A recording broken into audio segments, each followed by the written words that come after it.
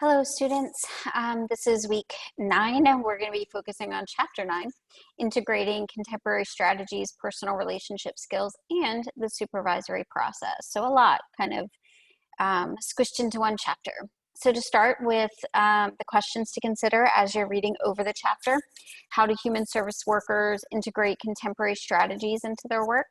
What is meant by personal relationship skills? Very important in this field. What attitudes, values, and feelings are important in personal relationship skills? How do verbal communication techniques enhance the helping relationship? How can cultural communication barriers be broken through? How do people express themselves without using words? And how do human service workers enhance the skills once they are employed? So again, start off with a little client case for you to look at. Contemporary strategies in the field have much to offer people in need. And so in some settings, human service workers work with other professionals whose primary role is to engage in contemporary strategies. The human service worker has one particular tool that is always available to us that can be a great assistance in our work, our personal relationship skills. And so these are things that should be developed just in an ongoing manner. It's something that it's our way of really using ourselves in this process, or using ourselves as the tool, the agent of change in our work. And so to start off with, it talks about medical and psychiatric approaches, and also has a case study here for you to take a look at. And so in some cases, we might have close working relationships with medical or psychiatric professionals who are working with the clients that we're also serving. And so, there's lots of different reasons why, there could be individuals with physical issues that can benefit from human services and the work that we do, and helping assist them in other ways, navigate challenges and things like that. And also, obviously, psychiatric approaches are connected because of any mental health issues that we may be kind of helping them to navigate, may also be in the need of some type of chemotherapy or medication treatment or something like that. And a lot of times, whether it's medical issues or even psychiatric medications or treatments, there could be a lot of side effects that we can be helpful in managing or navigating with our clients. And so many human service workers are employed in settings where there's specific knowledge of medical or psychiatric knowledge isn't important or isn't necessary, but it's usually helpful to have just in case there may be that need. And so again, there's some case studies in here that talk about that. So next is behavioral approaches. And so this is focusing on behavioral therapies, which can be used in counseling, but really is important across human service fields, because there are or may be situations with clients where they are in need of behavioral changes. And so not even necessarily getting any deeper than that, but really changing the behaviors they engaging in new, more helpful behaviors, etc.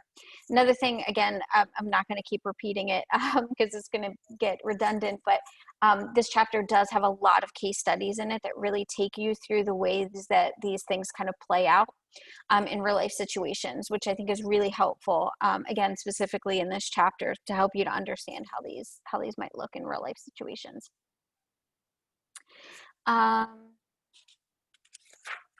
right, the next is psychotherapeutic approaches, which again, we kind of talked about in the last chapter some, but just different ways in which, traditional psychotherapy might be used either in conjunction with the work you're doing as a human service professional, or it might be the work that you're doing with the people that you're working with. And then the chapter gets into those personal relationship skills. So what specifically are the skills that we need to hone in on or continue to develop? And so some of them are being. And so what is our presence when we're working with another person? What is our state of being in engaging with them? And so again, it goes back to those in this chapter, it talks about the true triad. I don't know how you pronounce his last name. I learned about them through the second author, which is Kharkov. And so He created like a scale of empathy. And so anyway, so this triad is warmth, empathy, and genuineness. And those are three basic skills that if we have nothing else at our disposal, if we fall back on those, it's going to help to build the relationship and potentially create change within the individual, or help them to create some sustainable change. And so we need to be sort of at the center of where these three overlap. And the textbook discusses warmth in a little bit more detail. Empathy, it talks about different things to incorporate with the empathic process: identification, incorporation, reverberation, and then detachment as necessary points of that. And then genuineness and kind of bringing to question, is being all that it takes? Are those three things all that it takes?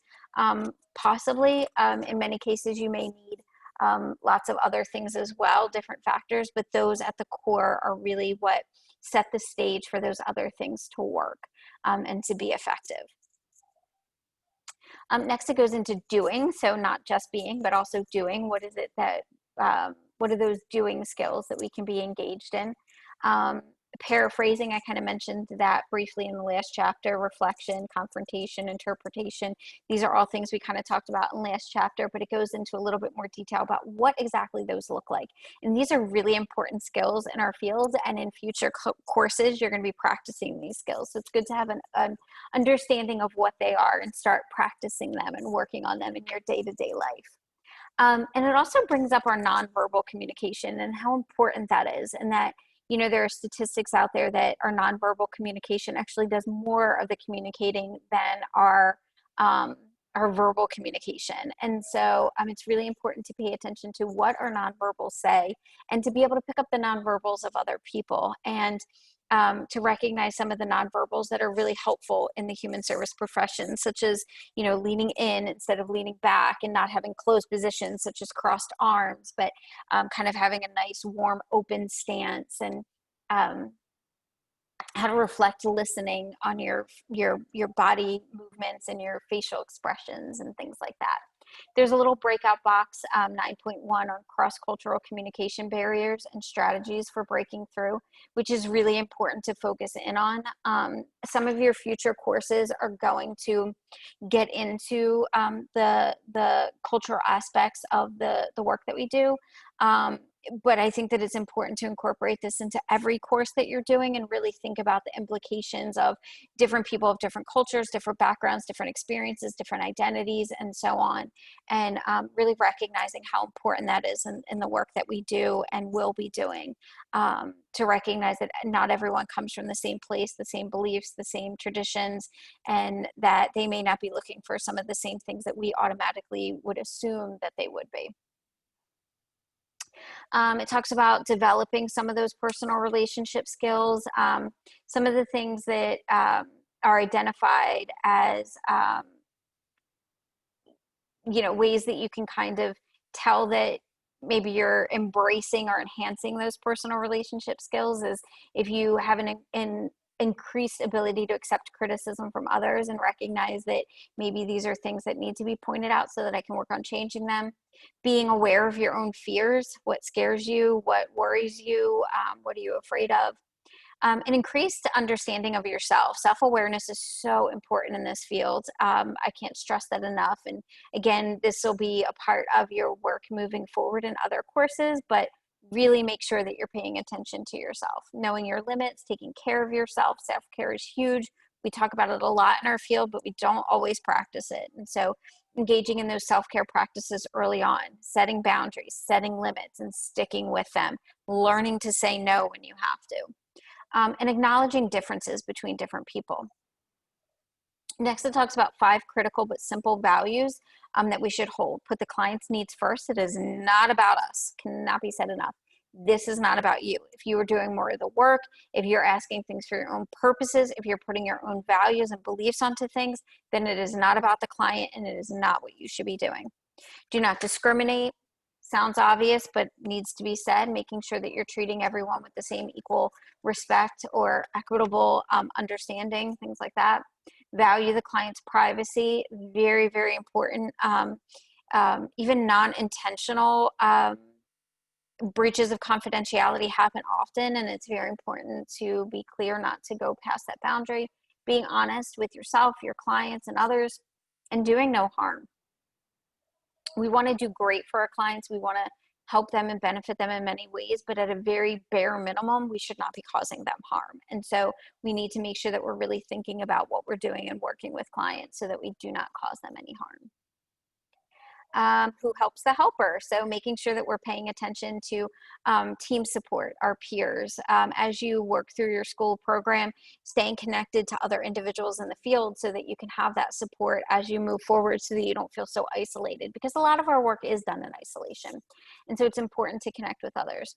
But also our supervisors, and whether that's an administrative supervisor, like our boss, someone who kind of determines our job status and our pay and all of that, but also a clinical supervisor, someone who can guide you in working with clients. And so you should potentially have plenty of those as you work through your program or whatever education you get, but also in your job. There's also professional consultants that you can connect with as well if you don't have a supervisor that's sort of outside of being your boss. There's a nice summary of the chapter, recommended reading, some internet sites for humanistic psychology and empathy, and then finally the connecting with my helping lab. And so some activities that you can engage in order to fully understand and engage yourself in the material from this chapter. So any questions on week 9, chapter 9, please let me know. Otherwise, you will see the next video from me on chapter 10. Thank you.